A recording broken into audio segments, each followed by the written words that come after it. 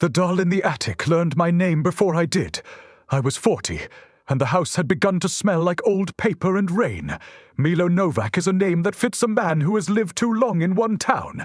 It fits the way my hands remember the grain of a banister, the way my tongue still tastes the coffee of mornings that never changed. The attic was a room I had avoided, because avoidance is a kind of prayer. The cat, thin, black, with a white star on his chest, followed me up the ladder as if he had been waiting for permission. He moved like a small, deliberate shadow. I called him Pip because names are small talismans. The box was unremarkable, a cedar crate with a lid that resisted like a secret. Inside were dolls and puppets, faces of painted wood and stitched cloth, eyes that had been polished by hands long gone. One sat upright, smaller than the rest, its joints loose and its smile a thin practice thing. It wore a faded sailor suit. When I lifted it, the wood was warm, as if it had been sleeping against a living chest. Pip sniffed it and hissed once, a single sharp syllable of warning. I should have left it there. Instead, I carried it downstairs and set it on the kitchen table. The house listened. The clock in the hall made a sound like a throat clearing. The doll-'s head tilted, not by any wind I could feel, but by a movement that belonged to the room itself. Its painted eyes found me, and, absurdly, I felt a pulse of recognition. The sound it made was not a voice, but a resonant click, like a hinge that had been oiled after years of rust. That night I dreamed of a parade of children with wooden smiles, each one carrying a lantern that burned with a blue flame. They walked through my childhood street, past the house where my mother had kept her jars of preserves, past the elm where I had carved my initials. In the dream I was both observer and participant. I knew the route and yet could not change it. When I woke, the doll sat on the pillow beside me, its sailor cap tilted at an angle that made it look almost conspiratorial. Pip slept curled against my ankle, purring with a zealot, a small fierce devotion that made the hair on my arm stand up. By morning the doll had moved again. The sailor's hand rested on the edge of the table, fingers splayed as if to count something. I found a scrap of paper tucked beneath its foot, a single word in a child. A scrawl I recognized from a schoolbook long ago. The word was my brother. His name. The house, which had been merely old, had become a place that remembered. The memory it offered was not mine alone. It was a thing that wanted to be fed. Pip watched me with eyes that reflected the doll, as painted gaze, and in that reflection I saw a map of the attic, the crate, the faces, and a corridor of doors I had never opened. The doll learned to tap the window pane in a rhythm that matched the beat of my pulse. Morning light came thin and wrong, as if someone had stretched a photograph of dawn until the colors bled. Milo Novak moved through the house like a man in a dream who knows the dream will end badly. Every step was measured against memory. Pip followed, a black smear of intent, his white star a compass point. The doll sat on the kitchen chair, sailor cap cocked, its painted smile unchanged, but the air around it had the density of a thing that had been spoken into being. I felt watched by the house itself, as if the plaster had eyes and the floorboards were listening. I tried to be practical. I wrapped the doll in an old towel and carried it back to the attic. The ladder creaked like an old man's laugh. Pip climbed ahead and vanished into the dim, then reappeared with his fur bristled, a small statue of alarm. The attic smelled of cedar, and the faint metallic tang of something else, old glue, old promises. The crate was open now, though I had closed it. The dolls inside had shifted, their faces turned toward me in a slow, unanimous nod. One of them, larger with glass eyes like coins, held a tiny marionette in its lap. The marionette's strings were tangled around a scrap of paper. I reached for the paper and found my brother's handwriting. The letters were childish and precise, the way he had written before he stopped writing at all. The name on the page was not merely a name, it was a summons. The attic seemed to breathe. Pip pressed against my calf, purring with a sound that was not comfort but insistence, a small engine of faith. The purr vibrated through my bones and made the marionette's head turn. That night the house spoke in a different voice. It was not the resonant click of wood on wood, but a whisper that threaded through the pipes and the plaster, a voice that used my brother's cadence to call me by the name I had not used in years. The doll sat on the windowsill, and when I looked, its mouth was open a fraction, as if forming words. I felt the old, ridiculous urge to answer, to speak back in the language of children and toys. Instead, I went to the attic with a flashlight and a hammer, the tools of a man who believes he can break what remembers him. The attic had changed. Where there had been boxes, there were now rows of tiny chairs, a stage carved into the rafters, and a curtain of moth-eaten lace. The marionette lay center stage, its strings leading up into the darkness like veins. Pip leapt onto the stage and sat, tail curled, eyes reflecting the marionette's glass. He watched as if he understood the rules of a play I had never been cast in. The doll in the sailor suit stood at the edge of the stage, and for the first time I heard a sound that was unmistakably speech, a child's voice, thin and patient, saying my name as if it had been rehearsed 1,000 times. The attic answered with a silence so full it felt like a presence. I realized then that the house did not merely remember, it rehearsed. It wanted an audience. The attic smelled of cedar and something older, like the underside of a dream that had been folded and stored away. I climbed the ladder with the flashlight in my teeth, Pip a black comet at my heels, his white star a small, stubborn moon. The beam cut the dark into a corridor of dust motes that trembled like tiny, obedient planets. The stage was there, the tiny chairs in rows, the marionette center stage with its strings disappearing into the rafters. The sailor doll stood at the edge, hands empty, smile fixed. The house held its breath. The silence was not absence, but attention. Pip leapt onto the stage and sat as if taking a post. He watched the marionette with an intensity that made me think of centuries and saints. His purr was low and steady, a motor of faith that vibrated through the floorboards. I reached for the marionette and felt the strings under my fingers, cool like veins of metal. When I lifted it, the head turned toward me with the slowness of a thing waking from a long sleep. The face was familiar in a way that made my stomach hollow. The nose, the crooked smile, the small scar at the temple. My brother's scar! The paper I had found earlier lay folded in the marionette's lap. I unfolded it with hands that did not entirely belong to me and found a child's drawing. A house, a stage, a figure with strings. Beneath it, in a hand that trembled between childish loops and something older, was a sentence I had not expected to read. I am learning to be still, so they will not see me move. The attic seemed to tilt. Pip's ears flattened, his purr stopped as if someone had cut a wire. The marionette's mouth moved. It was not the resonant click of wood, but a voice that came from the marrow of the house, thin and patient and unmistakably my brother's.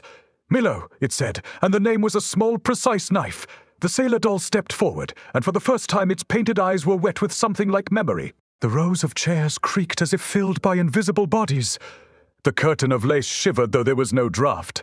I had been 40 when the house began to speak. I had thought age would teach me how to listen without answering. Now the attic demanded a performance. The marionette strings tugged at my fingers as if to pull me toward the stage.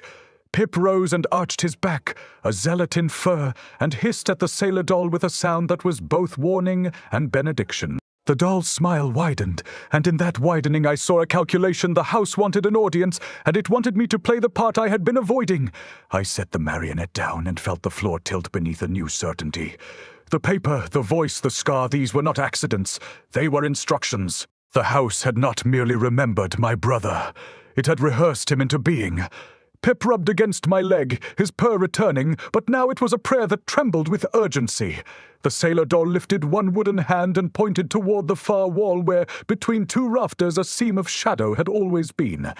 The seam was a mouth. It exhaled a cold that smelled of old glue and promises kept too long.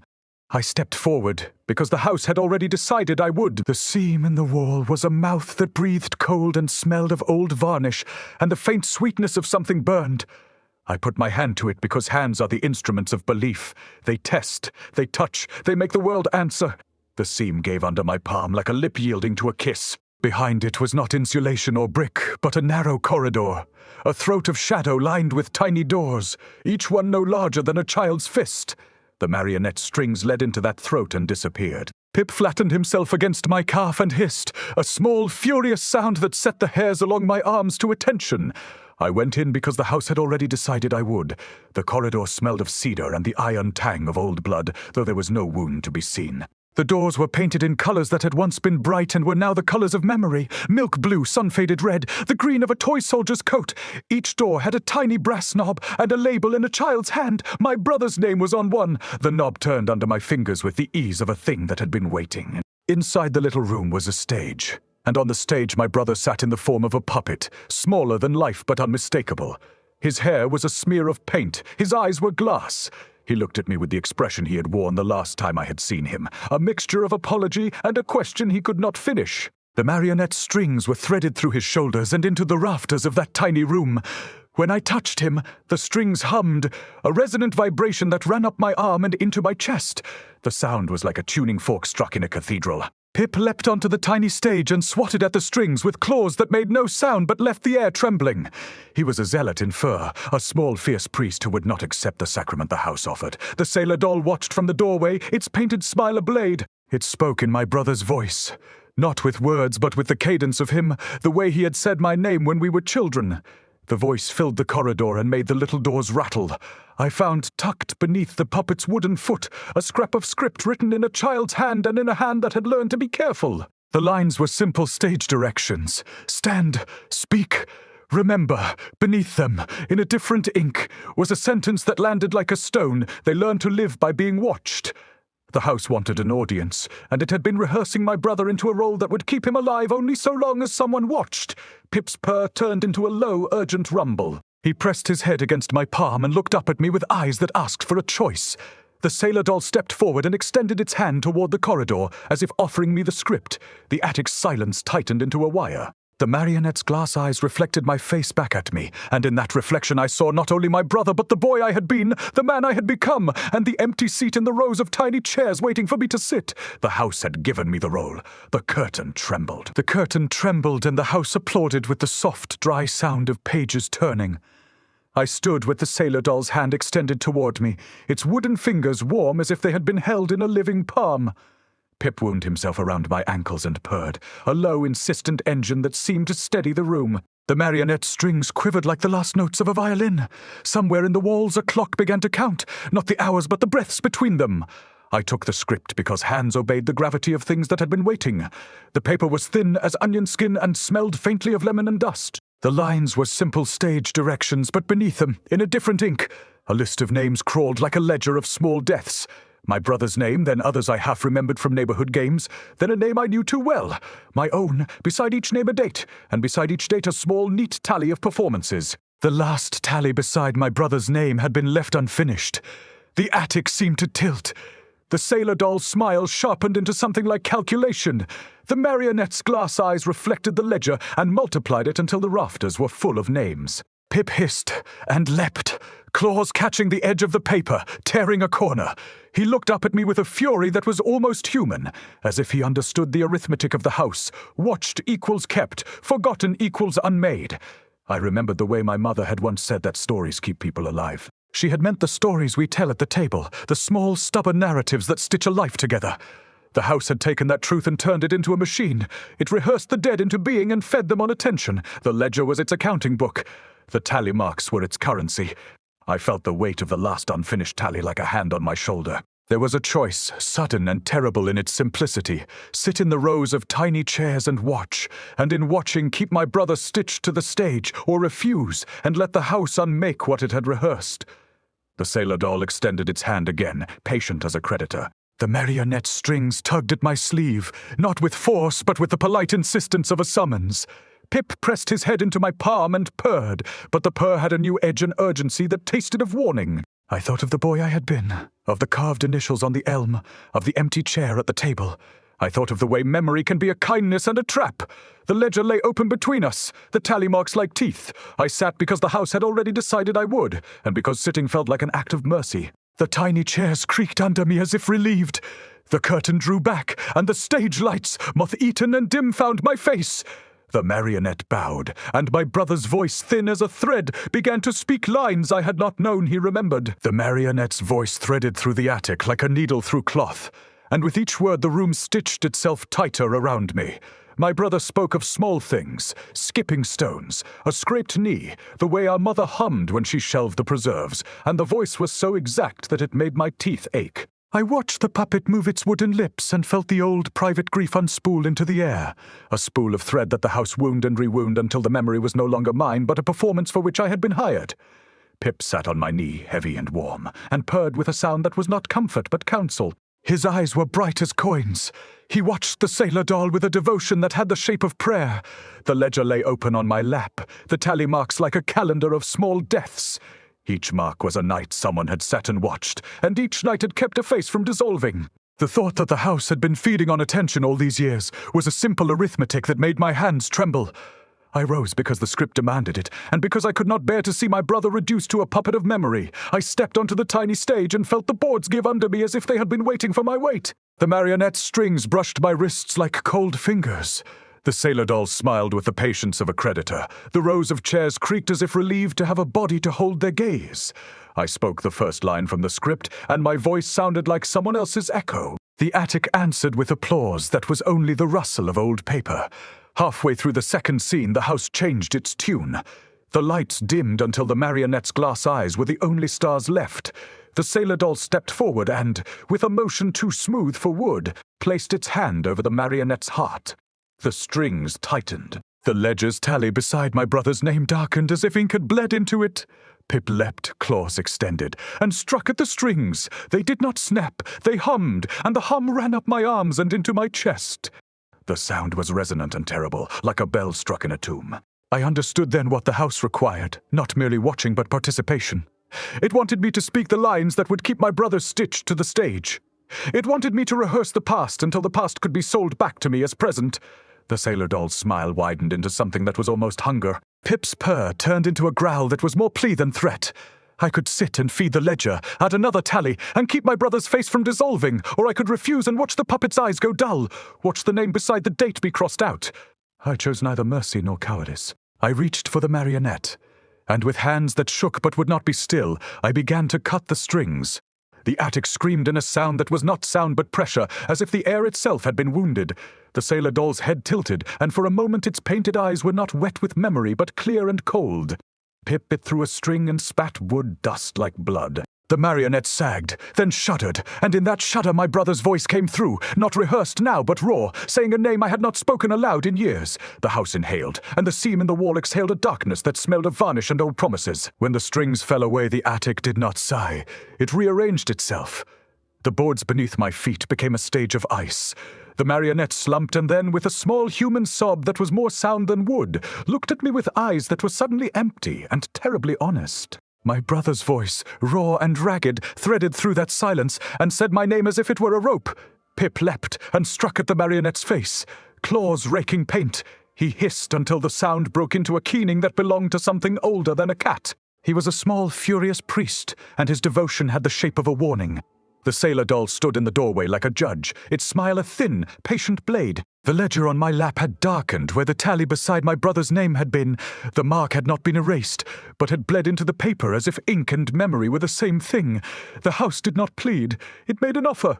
The sailor doll's voice, my brother's cadence folded into a child, spoke without moving its lips. It told me, in the language of stage directions, what the ledger had only hinted. The house kept faces by rehearsal. It kept them by attention. It kept them by exchange. To keep one was to give another. To watch was to feed. The ledger was not a record, but a ledger in the old sense, a book of accounts. I had been 40 when I first heard it. I had been 40 when I thought I could bargain with memory. I understood then what the attic wanted.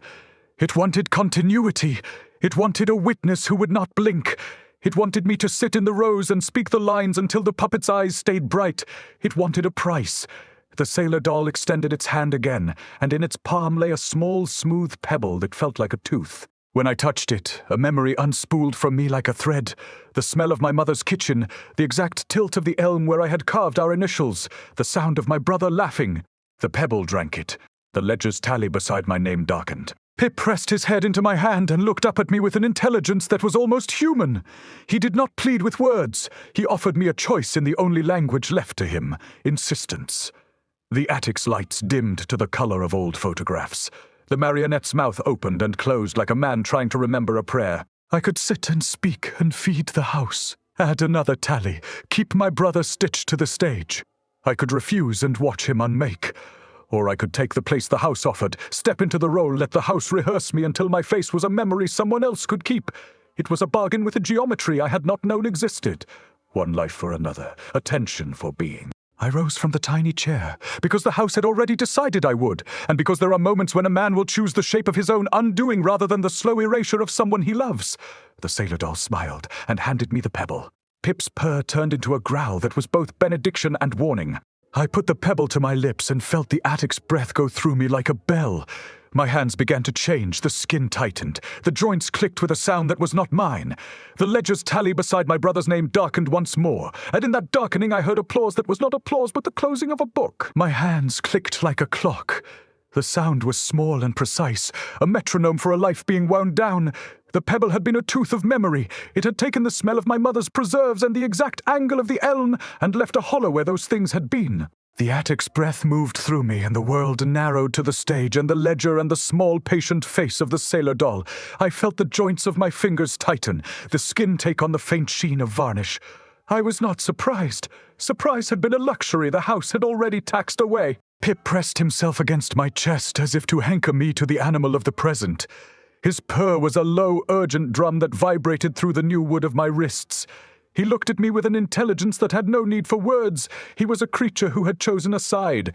The sailor doll watched with the patience of a creditor. The marionette on the stage lay like a man who had been unmade and then stitched back together with someone else's thread. My brother's voice, thinner now, threaded through the rafters and said my name as if it were a promise. The ledger's tally beside my brother's name darkened until it was a hole. The house had taken my memory and used it to fill that hole with light. I felt the exchange as a physical thing, a warmth leaving my chest and pooling in the attic like spilled honey. The sailor doll extended its hand, and the pebble rolled into its palm, small and satisfied. The attic applauded with the rustle of pages and the soft clack of chairs settling. I understood then the final economy of the place. Attention bought life. Life bought attention. The currency was the self. I could have sat and spoken the lines until my voice wore thin, and my face became a photograph someone else kept in a drawer. Instead, I thought of Pip's small, fierce body and the way he had hissed at the sailor doll as if he were a zealot defending a shrine. I thought of the ledger and the tally marks that looked like teeth. I thought of the seam in the wall that had been a mouth, and of the tiny doors that had held rooms like teeth in a jaw. The house wanted continuity.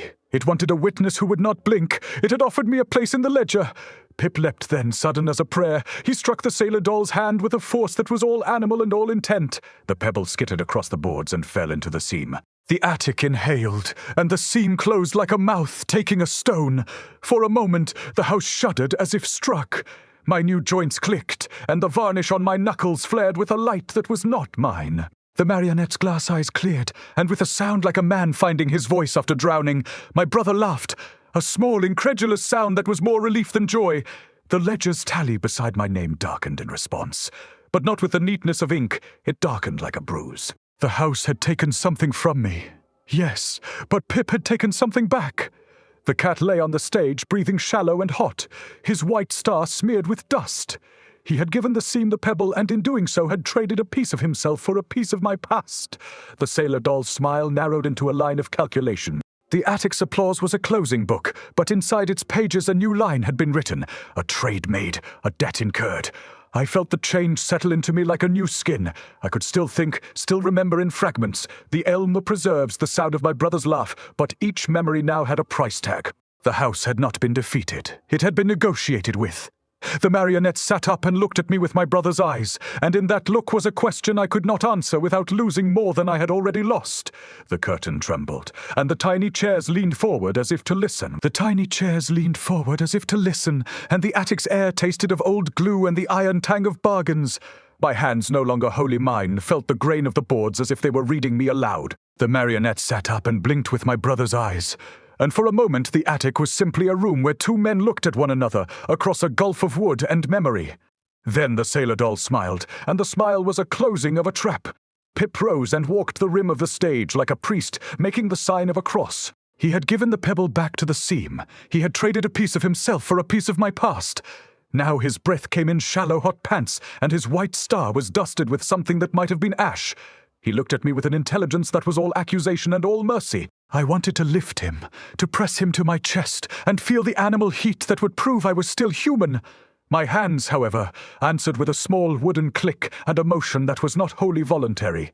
The attic took that click and made it into a metronome. The ledger on my lap had shifted. Where the tally beside my brother's name had darkened into a hole, another column had opened, one that bore my name in a hand that was not mine and not wholly foreign. Beside it, neat as a surgeon's incision, were two columns, given and taken. Under given were the things the pebble had swallowed, the smell of preserves, the tilt of the elm, the exact cadence of my mother's humming. Undertaken were small, precise extractions, the warmth of my palm, the softness of my voice, the way my fingers had once fit around a banister. The house had not merely traded, it had accounted. "Accounts must balance," said the sailor doll, and the voice was my brother's cadence folded into a child's. The attic answered with a rustle like pages turning. The marionette strings, now slack, twitched as if remembering their duty. The seam in the wall exhaled, and a thin light bled from between its lips. In that light I saw for a second that stretched like taffy, other rooms, other attics, other stages, rows of tiny chairs filled with faces I half remembered from neighborhood games and schoolyard summers. The house was not solitary. It was a node, a machine that rehearsed and sold back the dead in exchange for the living's small, stubborn attention. Pip's purr became a low, urgent drum. He pressed his head into my knee, and then with a motion that was all animal and all decision, he leapt toward the seam. The sailor doll's hand shot out, a wooden blade, and caught the cat by the scruff. For a heartbeat I thought the attic would take him whole, that the ledger would demand a life for a life. Instead the doll held him, and with a motion too smooth for wood, placed him on the stage. Pip lay there, eyes half closed, and then to my astonishment he began to change. Fur tightened into a sheen like varnish. Whiskers became fine threads, his paws lengthened into delicate wooden joints. He did not cry out. He blinked with an animal patience, and then looked at me with a gaze that was both feline and priestly. The sailor doll set him down, and the cat my cat stood, and walked to the marionette. He rubbed his head against the puppet's knee in a gesture that was both benediction and binding. The marionette's glass eyes cleared, and with a sound like a man finding his voice after drowning, my brother laughed. The ledger's taken column darkened. The house had accepted Pip's offering, and in return had given back a thread of my brother. But the exchange had a geometry I had not seen. What Pip had surrendered was not merely fur and flesh, but the animal's freedom. The cat's purr now had a resonant quality that made the rafters hum. It was a purr that could be heard in the bones. He moved with a zealot's devotion, his small wooden joints clicking in time with the metronome of my hands. I felt the change in me like a slow frost. Memory had been returned in fragments, but each fragment cost me something I had not yet named. The attic's seam widened, and the light within it showed more rooms, more stages, more ledgers. Faces turned in those rooms toward me, and in each face I saw a tally mark that might one day bear my name. The sailor doll bowed, and the marionette, my brother, reached out and took my hand. His fingers were warm and real enough to make me weep. And yet when I looked down I saw the faint sheen of varnish along his knuckles. Pip sat at my feet, his tail a small obedient pendulum. He had saved a piece of my past and paid with a piece of his present. The house had been negotiated with, not defeated. The ledger closed a page and opened another. The curtain trembled, and from the seam a whisper came that was not a voice but a promise. There are always seats to fill. The house took my breath like a creditor calling in a loan. I had thought the bargain was simple arithmetic, attention for life, tally for face.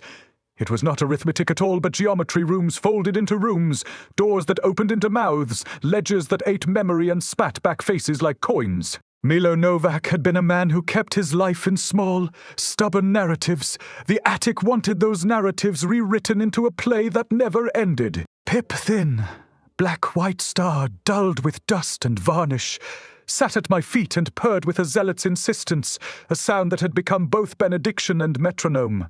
The sailor doll watched with a patience that was a blade. I could feel the varnish under my skin now, the joints of my fingers answering with a small wooden click. The ledger lay open on my lap, its columns neat as a surgeon's ledger, given and taken. Undergiven, the house had swallowed the smell of preserves, the tilt of the elm, the exact cadence of my mother's humming. Undertaken, it had written the warmth of my palm, the softness of my voice. The seam in the wall breathed like a mouth waiting for a stone. The marionette.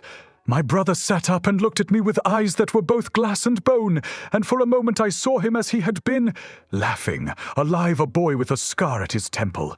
The choice was not mercy or cowardice, it was a geometry of debts. I could sit and speak the lines until my voice wore thin, and my face became a photograph someone else kept in a drawer.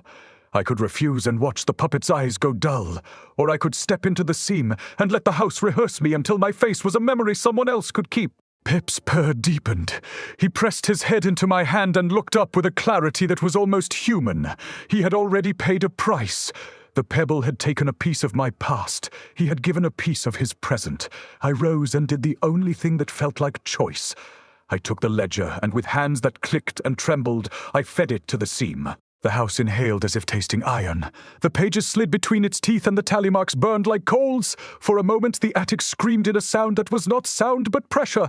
A resonant bell struck in a tomb. The marionette's glass eyes cleared, and my brother laughed, a small incredulous sound that was more relief than joy.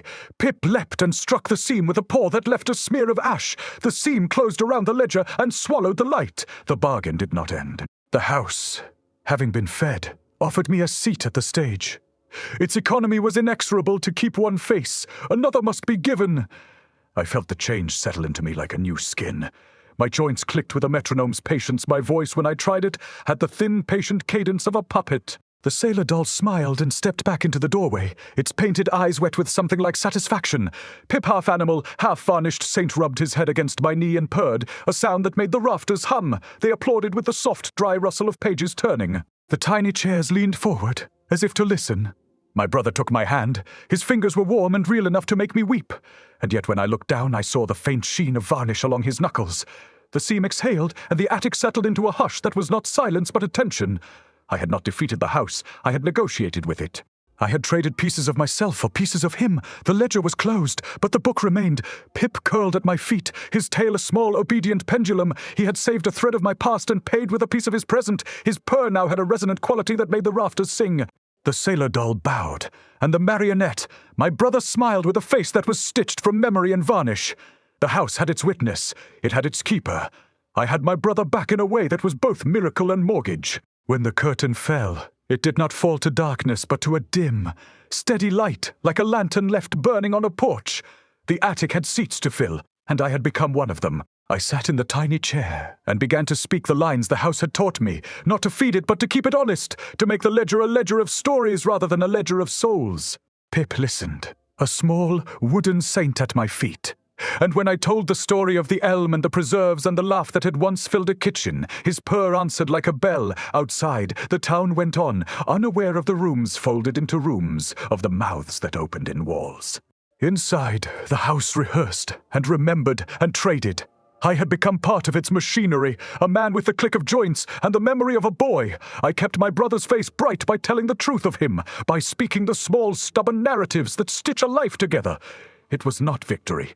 It was not defeat. It was a covenant, a tension for being, story for existence. When the night deepened and the moth-eaten lights dimmed, Pip rose and walked the rim of the stage like a priest, making the sign of a cross. He looked at me with eyes that were both feline and wooden, and in that look I found a benediction. The house listened. The marionette laughed. The seam in the wall breathed, and somewhere beyond it other rooms shifted. Other ledgers turned a page. There would always be seats to fill, and there would always be someone to sit. I had become the thing I had feared, and the thing I had chosen, a keeper of stories, a man who would watch so that others might be kept. The applause was a soft, dry sound, and in it I heard, faint and clear, the echo of a life that had been saved by a cat and a ledger, and a man who learned to be still so they would not see him move.